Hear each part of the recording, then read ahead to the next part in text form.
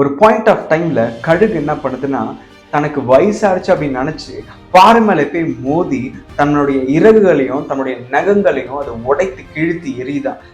After 3 to 4 months கழிச்சு அதோடைய இறகுகளும் அந்த நகங்களும் வளர்ந்த பிறகு அது என்ன பண்ணுது தெரியுமா?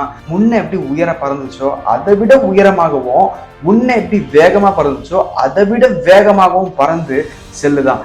ஏசாயா 40:31 பார்க்கிறோம், கர்த்தருக்கு காத்திருக்கிறவர்களோ புது பலன் அடைந்து கழுகுகளை போல செட்டைகளை அடித்து எழும்புவார்கள். இன்னைக்கு நான் வந்து சொல்றேன், ரீக்ரியேட் யுவர் லைஃப். உங்களுக்காக யாரும் உங்க லைஃப் வந்து கிரியேட் பண்ண மாட்டாங்க.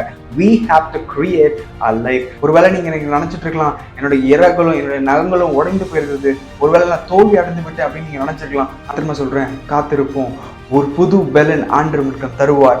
ஒரு நாள் நீங்க செட்டைகளை அடி முன்ன எப்படி பறந்தீங்களோ அதை விட உயரமாகவும், முன்ன எப்படி வேகமாக பறந்தீங்களோ அதை விட வேகமாகவும் ஆண்டவர் உங்களை பறக்க, உங்களை வேகமாகவும் செயல்பட அவர் உதவி செய்வார். God bless you.